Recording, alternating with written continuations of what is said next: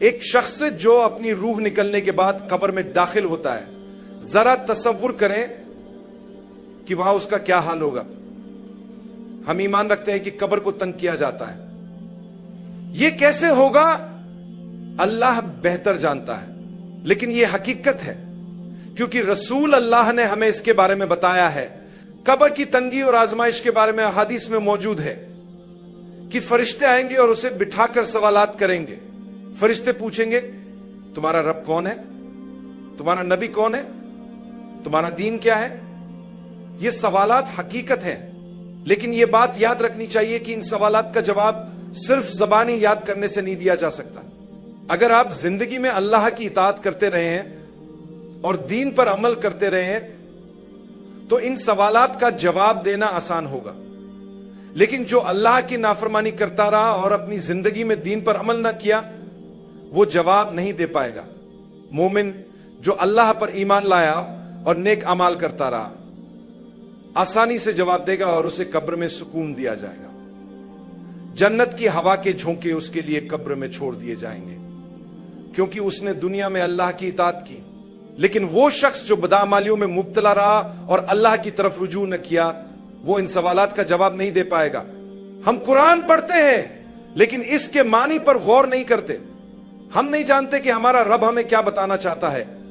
یہ کتنی بڑی غفلت ہے۔ ہمیں سمجھنا چاہیے کہ ہمارے مرنے کے بعد وہ لوگ جو ہمیں نیکی کرنے سے روکتے تھے وہ ہمارے ساتھ نہیں ہوں گے۔ وہ یہ نہیں کہہ سکیں گے کہ ہم نے انہیں ایسا کرنے سے منع کیا تھا۔ وہ لوگ جو ہمیں قرآن کے معنی سیکھنے سے روکتے تھے وہ ہمارے ساتھ نہیں ہوں گے۔ وہ یہ نہیں کہہ سکیں گے کہ ہم نے انہیں ایسا کرنے سے منع کیا تھا۔ یہ ہماری اپنی ذمہ داری ہے کہ ہم اللہ کے کلام کو سمجھیں اور اس پر عمل کریں۔ قرآن واحد کتاب ہے جو حق پر مبنی ہے اور یہ ہمیں رسول اللہ کی سنت کی طرف لے جاتی ہے۔ اگر ہم نے اس کتاب کو سمجھا ہی نہیں تو ہم آخرت کی تیاری کیسے کریں گے؟ موت کے بعد کی زندگی کی تیاری سب سے اہم چیز ہے جس کے لیے ہمیں تیاری کرنی چاہیے۔ آج ہم میں سے زیادہ تر لوگ دنیاوی چیزوں کے لیے بہت محنت کرتے ہیں، جیسے ایک اچھا گھر خریدنا یا بڑی بلڈنگ میں اپارٹمنٹ لینا۔ ہم قرض لیتے ہیں اس امید کے ساتھ کہ وقت کے ساتھ واپس کر دیں گے، لیکن کیا آپ نے کبھی سوچا کہ اگر ہم اپنی زندگی ختم ہونے سے پہلے یہ قرض نہ چکا سکے تو کیا ہوگا؟ میں نے بہت سے ایسے لوگوں کے کیسز دیکھے ہیں جو اس دنیا سے رخصت ہو گئے۔ وہ قرض لے کر بڑے اپارٹمنٹس یا گھروں کی خواہش رکھتے تھے، لیکن وہ قرض واپس کرنے سے پہلے ہی اپنے آخرت کے محل کے ضرورت مند بن چکے تھے کیونکہ وہ وفات پا گئے۔ اللہ فرماتا ہے کون ہے جو اللہ کو قرض دے تاکہ وہ اسے کئی گنا بڑھا کر واپس کرے؟ کیا آپ اللہ کے لیے دینے کے لیے تیار ہیں؟ اپنے وقت کو اللہ کے لیے لگائیں، اپنی توانائی اللہ کے لیے خرچ کریں، گناہوں سے بچیں۔ اللہ کی خاطر آپ کو اس کا اجر کئی گنا بڑھا ہوا ملے گا۔ جب آپ کو آخرت میں اپنے محل کی ضرورت ہوگی تو وہ آپ کے لیے پہلے ہی تیار ہوگا۔ جب فرشتے آپ کی روح لینے آئیں گے تو اس وقت سے ہی آپ کو خوشخبری دی جائے گی۔ ایک روایت میں ذکر ہے کہ مرتے وقت انسان فرشتوں کو دیکھتا ہے اور صرف فرشتے ہی دیکھتا ہے۔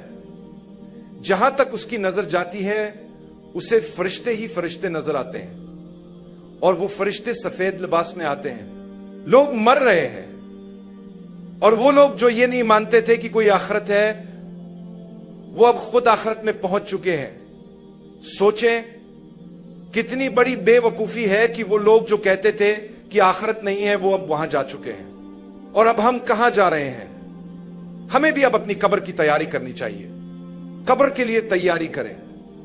لوگ آئیں گے، آپ کو کندھوں پر اٹھائیں گے اور آپ کو دفنا دیں گے۔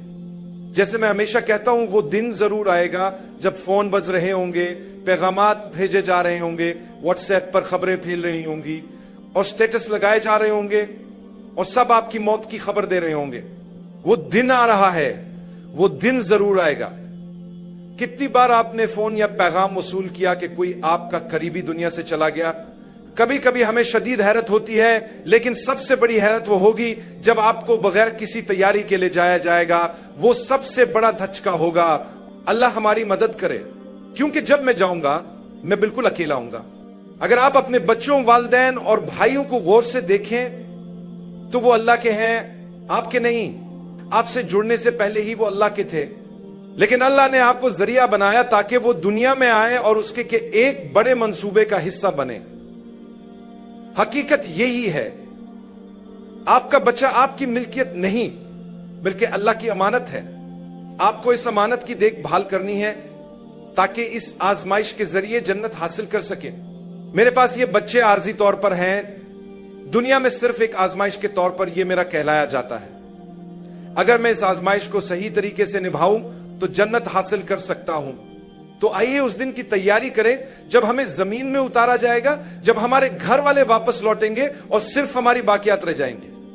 حدیث میں آتا ہے کہ جب کسی انسان کا جنازہ اٹھایا جاتا ہے تو اس کے ساتھ 3 چیزیں جاتی ہیں، اس کے اہل و عیال، اس کا مال اور اس کے اعمال۔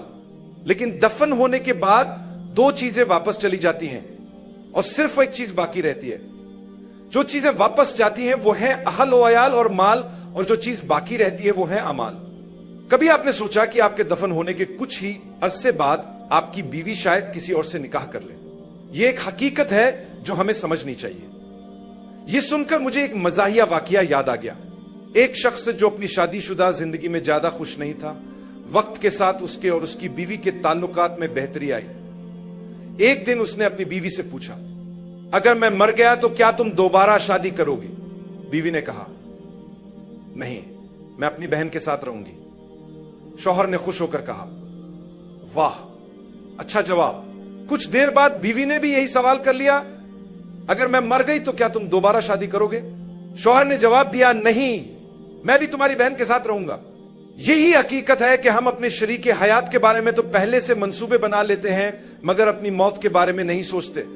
کیا ہم نے کبھی غور کیا کہ ہم دوسروں کے جانے کے بعد کی منصوبہ بندی تو کر رہے ہیں لیکن اپنی آخرت کی کوئی تیاری نہیں کر رہے؟ ہم نہیں جانتے کہ کون پہلے دنیا سے جائے گا۔ یہ وہ چیز ہے جس پر ہمیں سوچنے کی ضرورت ہے۔ میں کہہ رہا تھا کہ آپ کے اعمال ہی آپ کے ساتھ رہتے ہیں، ورنہ آپ کی دولت واپس چلی جاتی ہے۔ آپ کے بچے اس پر جھگڑنے لگتے ہیں، وہ اس کے لیے ایک دوسرے سے بات کرنا چھوڑ دیتے ہیں۔ انہوں نے آپ کی دولت کی وجہ سے خاندان کے 20 ٹکڑے کر دیے ہوتے ہیں۔ ان لوگوں سے پوچھیں جن کے ساتھ یہ سب ہوا ہے، وہ تصدیق کریں گے کہ ہاں یہ بات صحیح ہے۔ وہ دولت اگر آپ نے نہ چھوڑی ہوتی تو شاید آپ کا خاندان آج پہلے سے زیادہ جڑا ہوا ہوتا، اور اب جب آپ کے پاس زیادہ دولت تھی تو حالات بدتر ہو گئے۔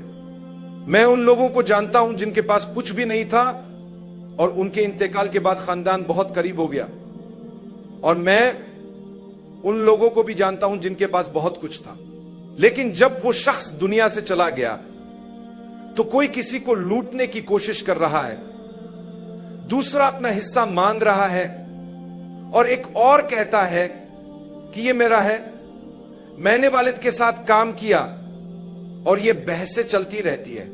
مگر کچھ لوگ ایسے بھی ہیں جو امیر تھے اور ان کے انتقال کے بعد بھی ان کے بچے ساتھ رہے۔ لیکن یہاں پیغام یہ ہے کہ جو کچھ آپ نے دولت کے طور پر جمع کیا ہے اور جو رشتہ دار تھے وہ سب کچھ واپس چلا جاتا ہے۔ آپ کے 20، 30 یا 50 بچے ہوں، یقین کریں وہ بھی چلے جائیں گے۔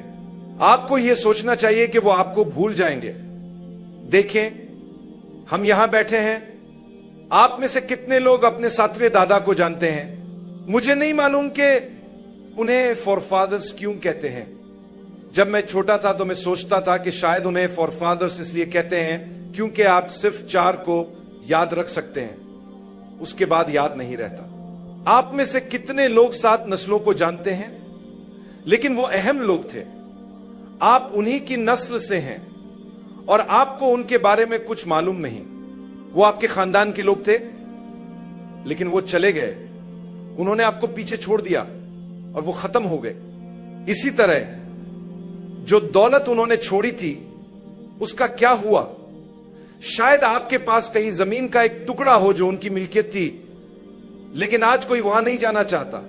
تو ہوتا یہ ہے کہ جو چیز آپ کے ساتھ جاتی ہے وہ آپ کے اعمال ہوتے ہیں۔ آپ کے اعمال بعض دفعہ انسانوں کی شکل میں آتے ہیں۔ حدیث میں مختلف وضاحتیں موجود ہیں کہ آپ کے اعمال آپ کے لیے حفاظت کی صورت میں آتے ہیں، مگر ہمیں وہ خوبی نہیں چاہیے جو بیکار ہو۔ کبھی کبھی ہمارے اعمال میں اخلاص اور معیار کی کمی ہوتی ہے۔ دیکھیں، سورہ ملک میں اللہ فرماتا ہے کہ اس نے موت اور زندگی کو پیدا کیا تاکہ آزمائے کہ تم میں سے کس کے اعمال سب سے بہتر ہے۔ اللہ نے یہ نہیں فرمایا کہ کس کے اعمال زیادہ ہیں، بلکہ یہ فرمایا کہ کس کے اعمال بہتر ہیں۔ اس کا کیا فائدہ کہ آپ بہت سے اعمال کریں لیکن ان کا معیار کچھ بھی نہ ہو۔ یہی وجہ ہے کہ فرض عبادات کو کسی صورت نہیں چھوڑا جا سکتا، لیکن نوافل اور اضافی عبادات میں مقدار سے زیادہ معیار اہم ہوتا ہے۔ اگر آپ قرآن کو آہستہ اور سمجھ کر پڑھتے ہیں تو یہ اس سے زیادہ قیمتی ہے کہ آپ ہر 3 دن میں مکمل قرآن ختم کر لیں، لیکن بغیر کسی غور و فکر کے۔ اگر آپ نفل نماز پڑھ رہے ہیں تو بہتر کہ کم رکعات ادا کریں، لیکن پوری توجہ اور خلوص کے ساتھ، بجائے اس کے کہ زیادہ رکعت پڑھیں لیکن بغیر کسی روحانیت کے۔ اگر آپ مقدار اور معیار دونوں کو برقرار رکھ سکتے ہیں تو یہ بہترین ہے، لیکن اگر مقدار ممکن نہیں تو یاد رکھیں کہ اللہ کے نزدیک معیار زیادہ اہم ہے۔ یہی وہ اعمال ہیں جو آخرت کی تیاری کے لیے ضروری ہیں، کیونکہ جب ہم اپنی قبروں میں پہنچیں گے تو وہ نماز جو ہم نے آخری لمحے میں جلدی سے ادا کی تھی ہمارے ساتھ ہوگی۔ ہم ہمیشہ کہتے ہیں اپنے کام سے کہو، اے کام میرے پاس نماز ہے، یہ نہ کہو کہ اے نماز میرے پاس کام ہے۔ اللہ فرماتا ہے کہ تمہیں وہ چیز زیادہ پسند ہے جو ابھی تمہارے سامنے ہے، اور تم وہ چیز بھول رہے ہو جو آنے والی ہے۔ اور یہ ہم سب کے ساتھ ہوتا ہے، جو چیز سامنے ہوتی ہے ہم اسے چاہتے ہیں، اور جو چیز آنے والی ہوتی ہے اسے بھول جاتے ہیں۔ اللہ فرماتا ہے توازن قائم کرو، حال کو استعمال کرو تاکہ آنے والے کل کی تیاری کر سکو۔ اللہ ہمیں آسانی عطا فرمائے، آمین۔